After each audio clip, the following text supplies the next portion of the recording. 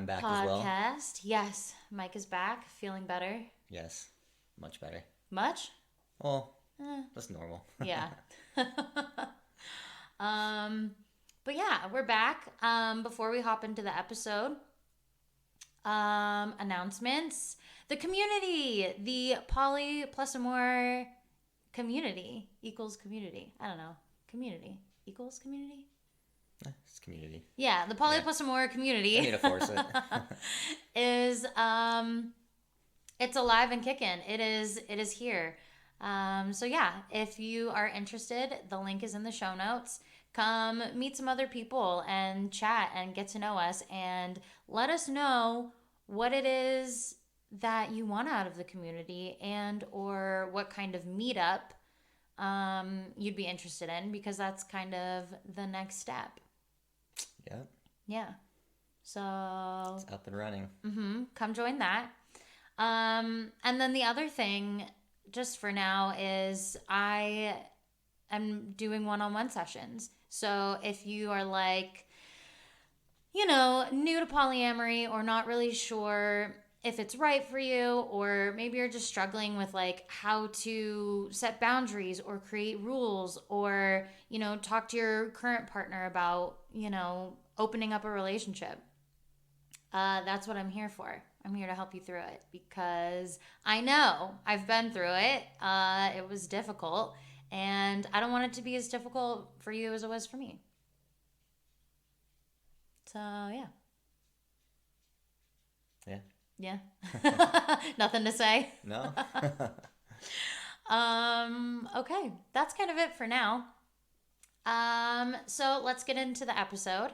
I know usually we have a non-alcoholic beverage to share and drink and taste and try with all of you. But this week, it's a little bit different because we are not at home. This week, we are actually at my parents' house in Orange County, hanging out with them. And so they are here. They are here with us.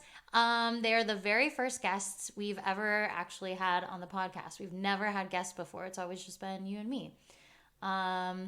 So yeah, this is our very first episode with guests. So hi, Mom. Hi, Dad. Hey. How you doing? Yeah, it's exciting. Yay! Thank you guys for joining us on this adventure. Welcome. Yeah. So instead of having a non-alcoholic beverage to try, we have some champagne. So cheers. Cheers. Yay. Cheers. Well, 3 of us have champagne. My dad has water because he doesn't drink. So, yay. Oh, that's good. Yummy. Yeah. Okay, so we thought that since we've been talking a lot about, on the show, we've been talking a lot about what it's like to tell friends and family, that you're polyamorous and the different reactions that, we've had. And so we kind of wanted to go with that because sometimes it's really hard to tell your family or they just like completely don't get it. And that can be a struggle. But I know telling you guys, I didn't think it was that hard. Thankfully, I thought, it went pretty well. But you had no reservations? Or doubts or anything like that? I mean, a little bit. Yeah, I was definitely like nervous. I was nervous to tell you guys because I didn't know how it was going to go. But at the same time, like, I feel like you guys have always been super open-minded and like kind of like, okay, do whatever you want, Elisa, as long as it makes you happy, go for it. So I wasn't too nervous about it. Okay. Yeah.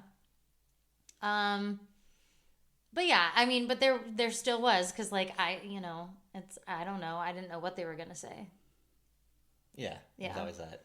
Yeah, so concern of like, oh, what's gonna happen? Yeah, there definitely was. How are they really gonna think about this? Exactly, a little bit of fear there, but not really. So yeah, let's get into it. So let's take it all the way back to when let's take it back to when you guys first met Mike. I just want to know, like... Oh, back to the beginning. Yeah, let's go back to the beginning. The very first time you guys met Mike was actually at a concert. Well, David's band was playing. Oh, yeah. At Hennessy's in Dana Point. And it was Father's Day. And yeah, so this was the first time you guys were meeting Mike. And actually, he wasn't just meeting you guys. He was also meeting Aunt Jane, Uncle George, Aunt Marilyn, David, Mark, Joanna. Yeah, like, so everybody. Yeah, he was meeting basically everybody Mark's all at dogs. one time. Yeah. Yeah. Wait, didn't we have dinner here beforehand? I don't think so. I thought we had dinner here the night before. Did we? Yeah. Do you guys remember? I thought we did the next day. I remember eating salmon outside. I remember eating salmon outside too. I think that was the first night. Oh, you do? Yeah. You think that was the first? Oh, I just remember No, because we would have all driven together over to... I don't know. But anyway, it was that weekend. Yeah, maybe we did have dinner here first. Because, that was my first meeting at that, like, pretty crazy bar. Yeah. I would have definitely remembered that as, like, my first time. Oh, okay. But I think we got in the night before. It was Friday night. Okay. Or Saturday night. I can't remember. Okay, whatever. We had it's dinner not here important. and, we hung out and, like, were able to chat and have a nice dinner. Yeah. And then have fun the next day. Yeah. Okay. Well, anyway. That's a big blur. Yeah, I remember I know. Hennessy's, and I remember everybody there, and I remember... Over 7 years ago. It was very loud. Yeah. And I was was fun. worried. So we couldn't really visit because it was way too loud. Yeah. Yeah. But just when you guys first met Mike, like, I don't know, what were your thoughts?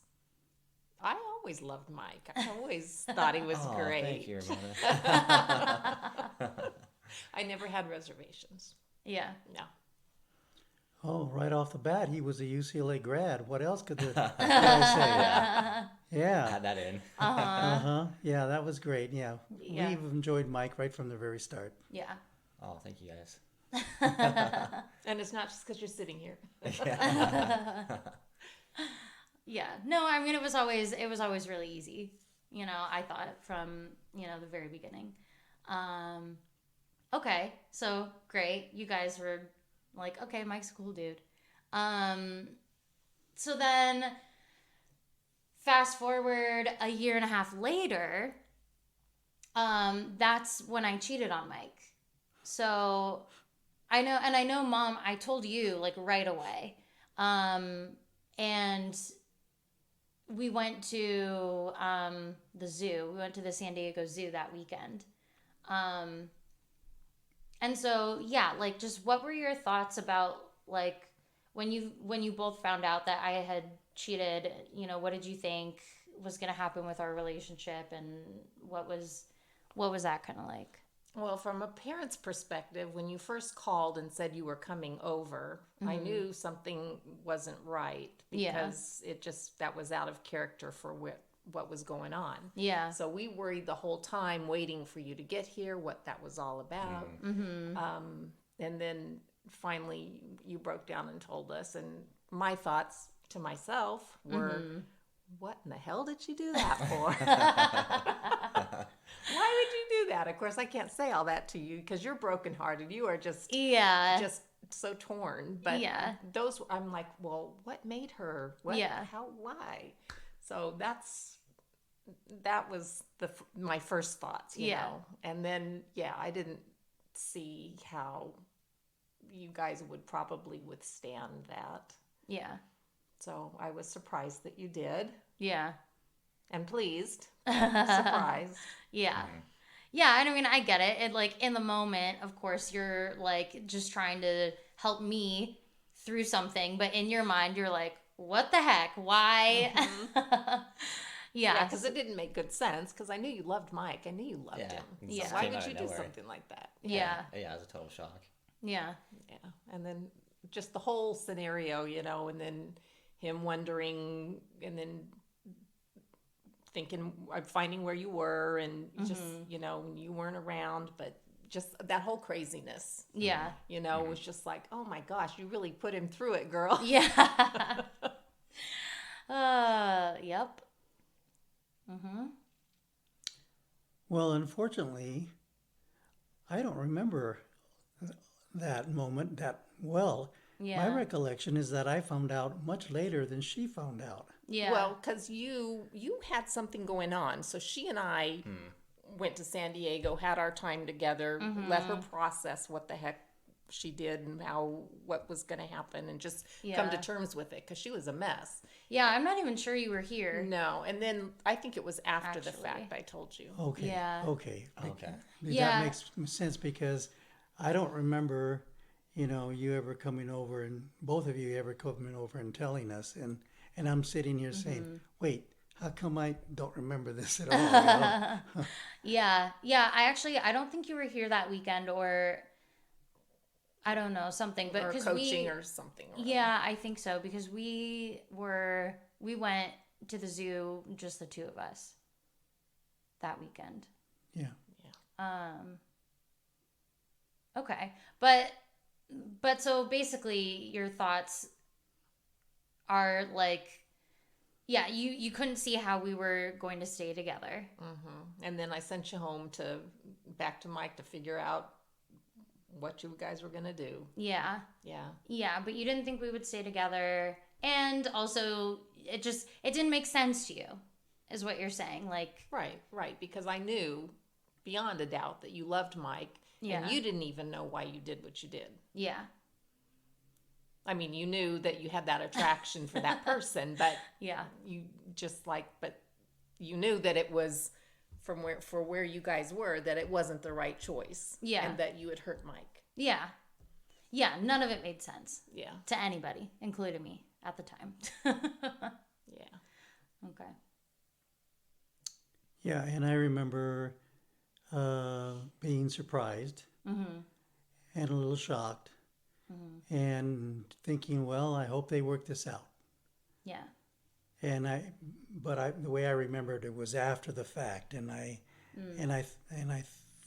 thought that you were further down the track with all of this by the time I heard about it. Yeah. So it wasn't quite as impactful Yeah. as it was for her, I think. Yeah.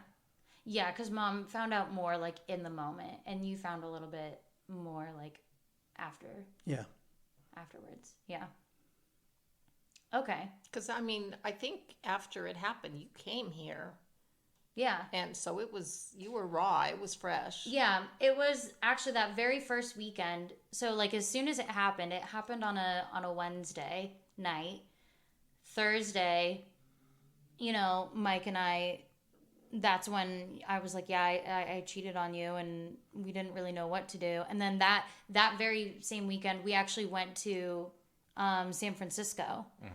We had plans to go to San Francisco that weekend. Yeah, I remember that. To see some of our friends. And then we came back and we had a week, and then that's when I came down that next weekend. Okay. Yeah. So it was like a week and a half. So it was like a after week it and a happened. half after it actually happened. Yeah, Was okay. when I came down and we went to. Yeah, I was trying to figure out that time frame. It all gets mixed up because I don't quite remember the timeline being like that. But It's okay. yeah, The That was a while timeline, ago. the actual timeline isn't super important, but just, yeah. So, okay, yeah. So then we went back and we kind of figured things out. And then I think, over like several weeks. yeah. And then eventually, we told you guys that like, oh, we're going to have like an open relationship. And that we were going to be polyamorous. Do you remember how long after the cheating we decided that?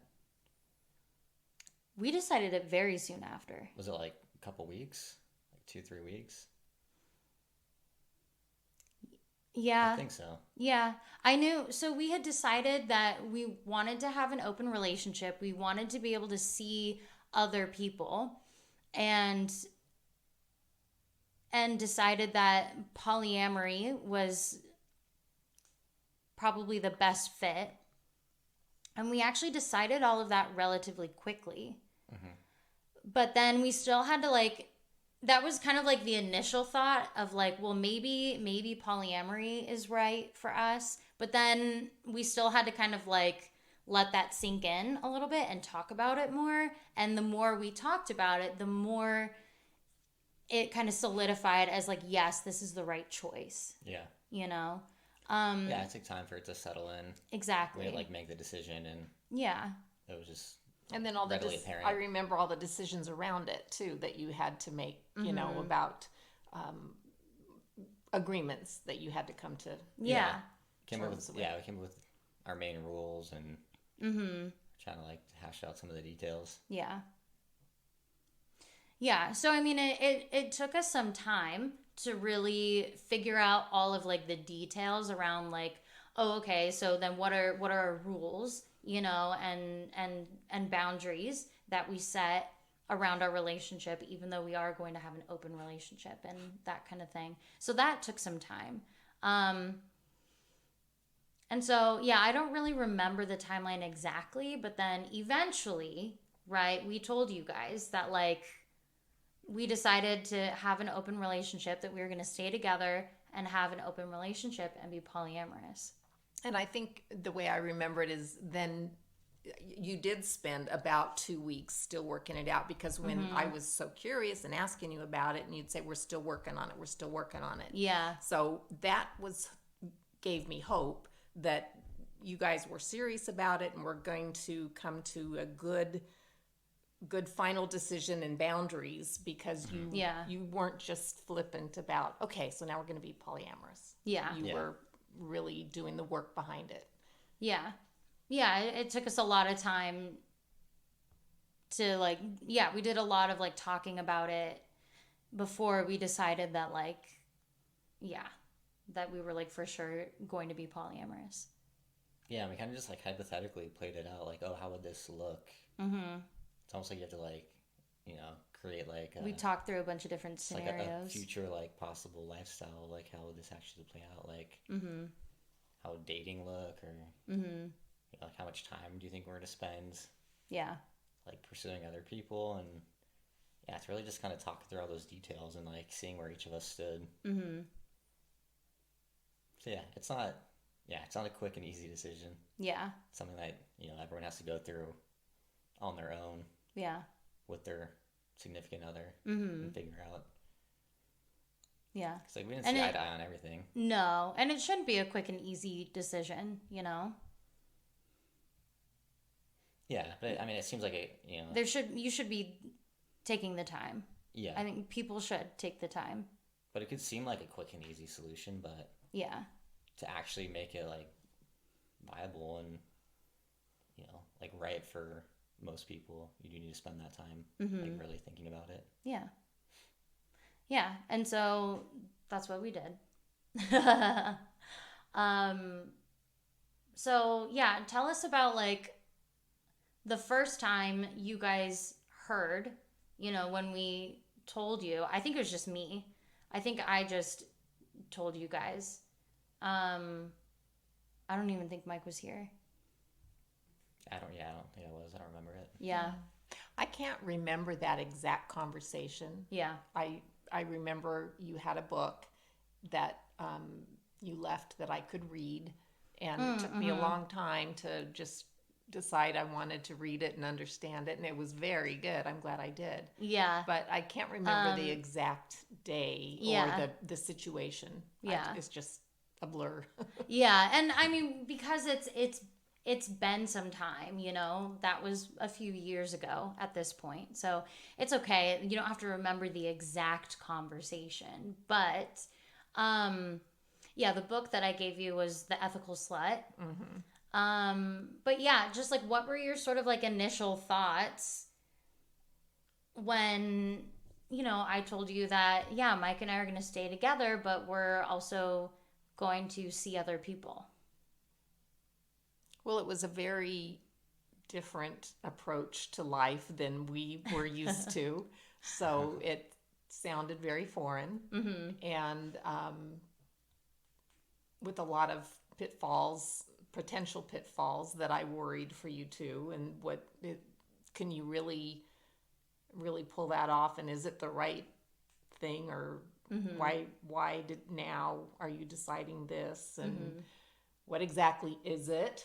Yeah. And what are all the boundaries that you have to figure out? And I think I asked you, I played 1,000 questions. You know, well, what about this? And what about that? And how do you do this? And what about that?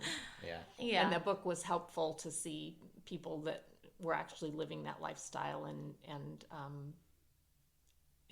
they were happy and successful in their lives. Yeah. So that was good. Yeah. Well, my initial reaction was negative. Yeah. Very negative. My parents were together 60 years. So I came from that perspective. Yeah. But this is my second marriage. Mm-hmm. And my first marriage lasted 7 years. And my current marriage has lasted almost 41 years now. Yeah. Tomorrow.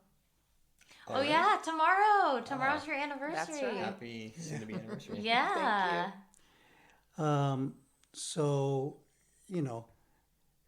we are not exactly novices at this marriage business.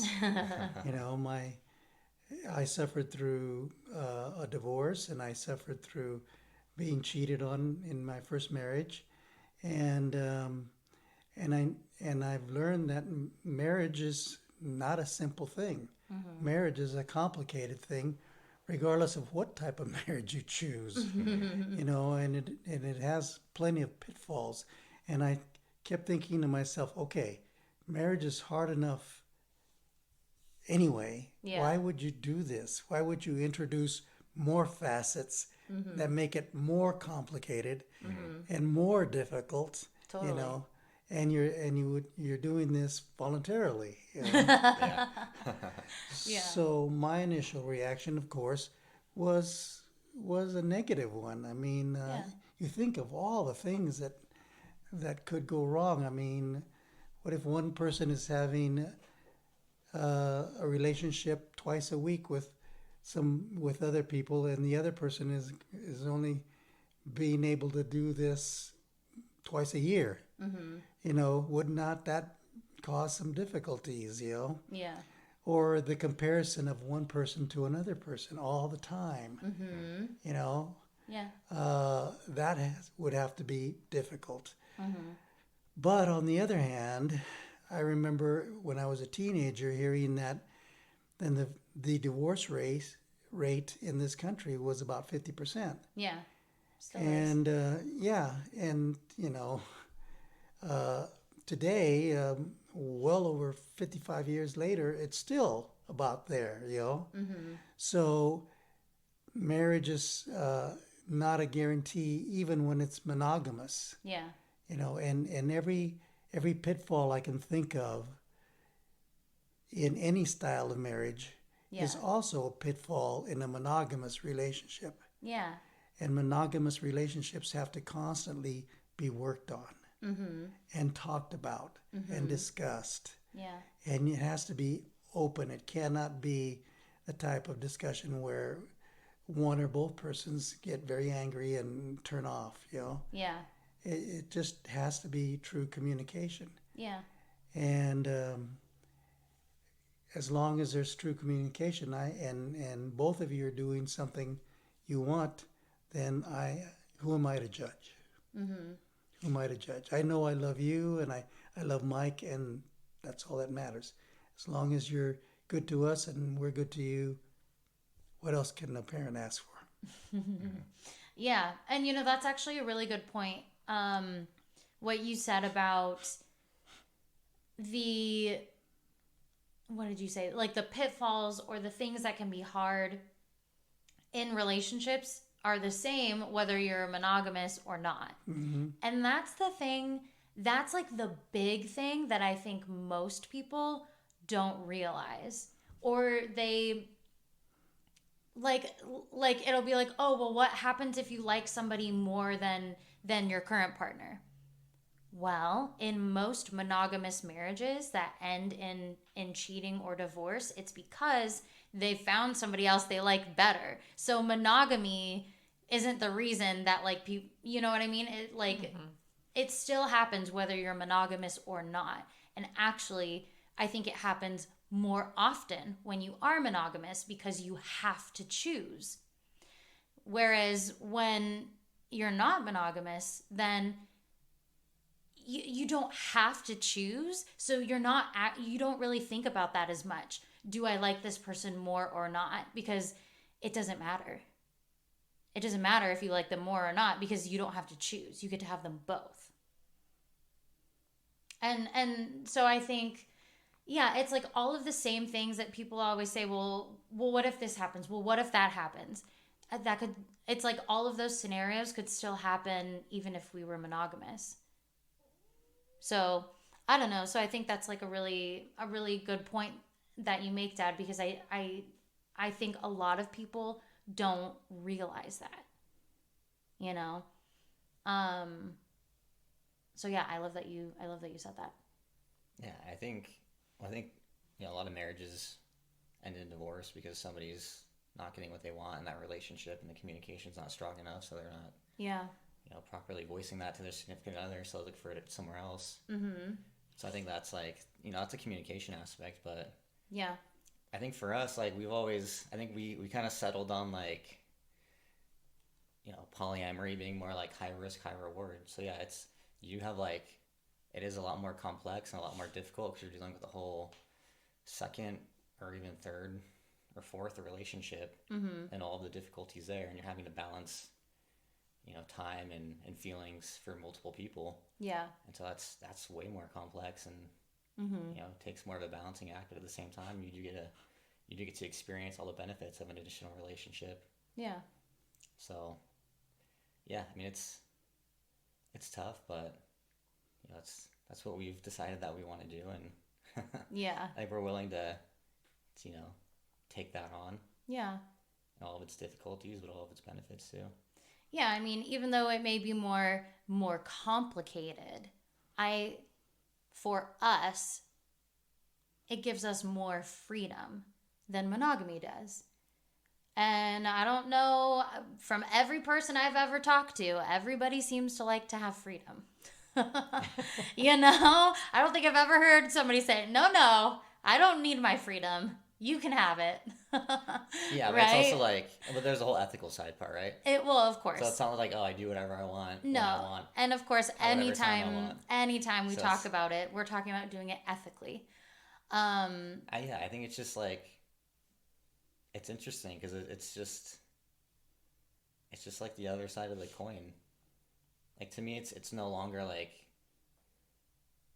monogamy was just so normal growing up, and like that's all I really considered until I heard about polyamory. But I'm just like, to me now they're just like even. Yeah. Yeah, like, there is no right or wrong. Yeah, it's not like one is like more right, mm-hmm. in my mind than another. Yeah. To me, it's like there's just two options, and based on what you want and what your partner wants, and mm-hmm. discussing it and talking it out, like, what do you guys want to do moving forward? Yeah. It's like now they're like on the same plane to me. Mm-hmm. Well, and they are, like, that's the thing. Like, I don't think one is better than the other, you know? It's just one is probably easier for certain people than others. But there is no right or wrong. In monogamy, also, when somebody has, you know, an affair with another person, it's usually a make or break mm-hmm. type of thing, because you have expectations of monogamy, right? And even if the person who's cheated on forgives the other person, there's scars, mm-hmm. you know, mm-hmm. and that will always be there. So it's just tougher that way in a monogamous relationship. Whereas if these things are discussed beforehand, then, you know, new rules apply and the damage is not as great. Yeah. And the other thing with that too is I feel like, like in a monogamous relationship, right? If one person starts to have feelings for somebody else, it becomes, because it's something that like you're not supposed to, you're like, uh-oh, this is bad. I'm not allowed to have feelings for somebody else.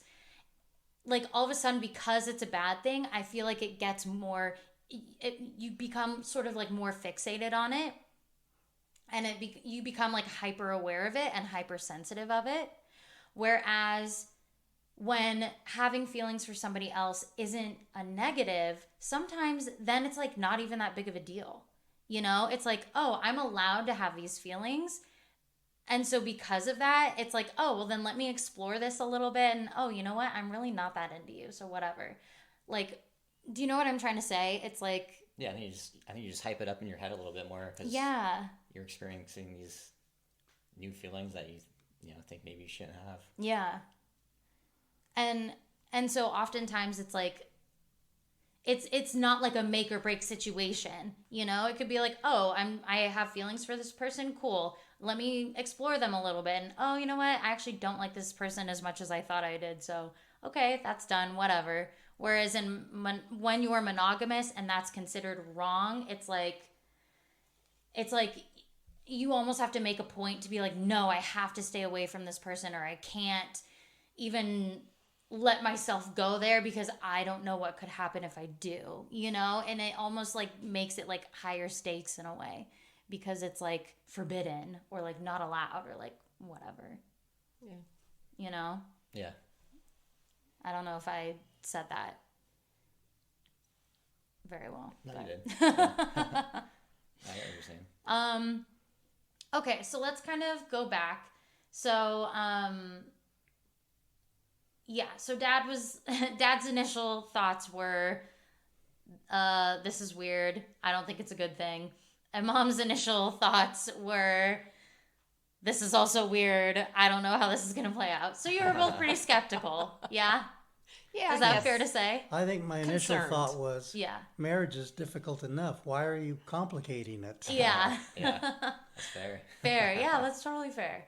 But I have to say, too, the more we saw you working on carving out what that relationship looked like for you as partners, sharing, opening up and sharing with others, and learning more about the ethical side of it and the honesty that goes with it. Yeah. That was kind of mind-blowing and new and novel and made good sense. Yeah. And you guys were following that model Yeah. in making up your how it was going to be for you two. So that eased my mind. Yeah. Yeah. Yeah, sort of like seeing us, because you guys were able to see us sort of like work through things. Exactly. Yeah. And kind of, you saw how our relationship didn't really change necessarily, or it didn't like decline in any sort of way, right? Like it seemed, I mean, I'm assuming to you, it seemed like our relationship was still strong, you know, and like nothing really changed in our relationship too much, right? Like from your perspective. Right. Yeah. Yeah. And also, you know, in history, there's been all kinds of different kinds of marriages. I mean, there was a time when men had multiple wives. There was a time where marriages were arranged. Yeah. It was a family business. It wasn't a romantic thing, you know. And especially in Europe with royalty, oh my gosh. Yeah. So, you know, there are many different models of marriage. Yeah. You know, and you know, they all have their pitfalls, but that doesn't mean they can't also work. Yeah. Yeah, exactly. Like marriage didn't used to always be for love. You didn't always marry the person that you loved or you felt like was your best friend, or, you know, and so that's a relatively new concept when you look at like just the history of marriage in general. Marrying for love is a very new thing. Yeah, my parents had an arranged marriage. Yeah. And it worked for them. So, you know, different models can work. Yeah. Yeah, I think kind of like at the end of the day, any model can work as long as you are honest with each other and you communicate really well and and everyone's on the same page about like their boundaries, you know? Yeah. And like those are like the three key things it really seems like to make any, and it's not just even marriage work, it's to make any kind of relationship work, right? Like when you think about like a working relationship, like when you have like a boss and coworkers, right? it's very clear like what the boundaries of this relationship are. It's work, and that you need to perform certain job duties, and then you have to communicate to make sure the job gets done, and you have to be honest, right? So it's like all three of those things, they're really just like foundational for any kind of relationship, and friendships too, So I think you can make any kind of relationship style work as long as you have those three things. Yeah, I agree. Yeah. Yeah, and the bottom line is, do you love each other? Yeah. Regardless of what the relationship is like. Mm-hmm. Yeah. Is there genuine love and affection? Yeah. In a relationship? Yeah. Yeah, that'll smooth out a lot of the bumps. Mm-hmm. I mean, yeah, I guess you don't even really have to have love in a relationship to make it work. I mean, that's not just like a of course, or like a business right? partnership. It's more like respect. Yeah. But yeah. Obviously, like when we're talking about marriage and stuff, yeah, I guess the key component there would be love. Okay, so then you guys were a little skeptical, but then just sort of seeing us together and seeing us work through everything made you, less skeptical, and you kind of thought like, oh, okay, maybe this will work for them. Yeah. Mm-hmm. Okay, so then what about when I told you that I was like dating again? Then what were your thoughts? Because it had been pretty hypothetical to a certain point. It was like we talked about it. We talked what it would be like, but like neither one of us was dating anybody yet. So then... Yeah, it was like the first year and a half. Yeah. Yeah. So then what were your thoughts like once I started dating? Well, again, it was weird. I think that's always the initial answer. Well, it was weird. Yeah. Yeah, then it became real. Yeah. Just kind of waiting to see how it was all going to play out, and learning. We were learning from you guys. It's like, how's the reality going to match the theoretical? Yeah.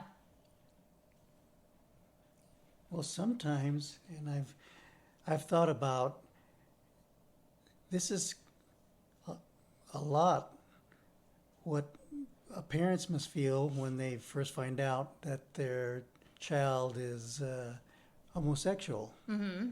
Yeah. And initially there's that shock. I mean, yeah. most parents have a lot of clues before it happens. Yeah. Yeah. And most parents aren't completely surprised. Yeah. There I'm sure there are some that was a complete surprise, but Totally. I think most parents, Yeah. have some inkling that this is coming, all right? But still there's that initial reaction of, oh my gosh, this is for real. Yeah. And there's got to be an adjustment. Yeah. And then at the end of that adjustment, a parent will either say, I can't do this, and divorce themselves from their children, or they come to the realization that it doesn't matter. I love my child irregardless. Yeah. So I think those are the two options that you come to, Yeah. And no matter how shocking it is, you accept it as long as you see there's a genuine thought and predication there that is happening. Yeah, I mean, that's like a lot of people will call it like coming out. It's just like how someone, who realizes they're gay, they come out, it's kind of the same thing. And I feel like that is starting to get talked about more, of like coming out as polyamorous. Because I mean, it is the same kind of process. It's first having to figure out for yourself, and then having to like tell people, and you don't know what the outcome is going to be, you know? So yeah, so it is very much the same as like when someone comes out to their parents about being gay. It is the same kind of process. Yeah. Yeah, and whenever you have an alternative lifestyle, as a parent, you just know that life is going to be tougher for you, for their child, you know, and you kind of worry about that, and that was part of it too. Just the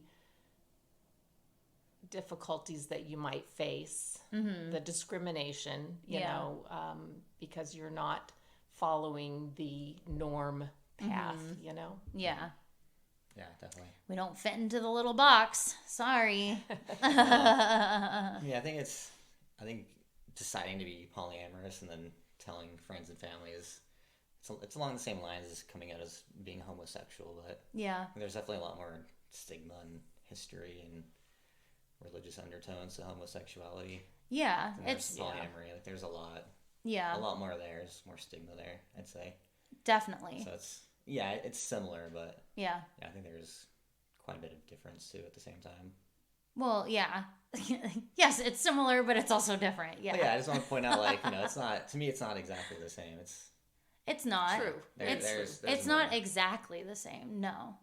But it's still like the same process. Some of the challenges. Yeah, you're choosing to do something out of the norm where you could be judged, stereotyped. Well, and I feel like that's a whole nother conversation is polyamory a choice, or is it something that's like, I don't know, that's like a whole nother topic. I think it's a choice. But some people would very much disagree with that. But clearly that's another topic for another day. Yeah. I'm curious though, because I've never heard of that argument. Well, you've made it a choice, but what you're saying is that it's inherent. It could be inherent in people. Yeah. Maybe people that have multiple partners or something like that. That's like their genetic. Well, I mean, if we're gonna get into that a little bit, I mean, there's a whole book about it. It looks like I'm gonna have to give you another book, Mom. I guess so. But it's called Sex at Dawn, and it looks at the early humans and like when we were hunter-gatherers before farming was a thing, you know, so we were just like in tribes as hunter-gatherers. All of the evidence points to there was no monogamy. Monogamy was not a thing. It didn't make sense to be monogamous because hunter-gatherers, right? They shared everything. You shared all of your resources. One person, you know, finds all the berries, brings them back. Great. You share everything. You would get excommunicated from the tribe if you hoarded because that was bad for everyone, right? And so like everything was shared. Food, shelter, like all of the necessities. And also same with sex and same with partners. It didn't matter, you know, the like who had sex with who or who was the father, you know, like that didn't matter and wasn't important because again, it was sharing. It was, oh, okay, these 3 women all have children, so the entire tribe takes care of the children, whether it's your child or not. It doesn't matter, you know. And so this book gets into lots of details about also the genetic makeup and also the anatomy of our bodies and the anatomy of other primates. And there's only like one other primate group that is actually monogamous. All other primates are not. They have multiple partners. They have different kinds of structures. But like, so when you look at like, there's like 10 different kinds of primates, including humans. And if you consider humans to be monogamous, which, I mean, when you really look at it, are we really? because of all of the cheating and all of the like multiple partners, like it, and looking at the anatomy, it gets really into it, and we don't need to talk about all of that. But basically, it's showing that based on the anatomy of our bodies and based on just our social structures, it doesn't make sense. We weren't made to be monogamous. That's essentially what this book is saying. We weren't made to be monogamous. So you can definitely argue that monogamy is not inherently what we all want, right? If we didn't see the movies about showing like the love stories with the happily ever after, right? If from the very beginning, if we were shown these are all the different kinds of relationships you're allowed to have, right? And so we didn't get all this like societal programming that monogamy is correct, then which one would we have chosen? Which one was the inherent one?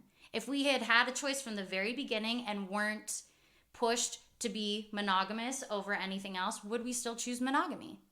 So that's what it means about saying, is monogamy inherent?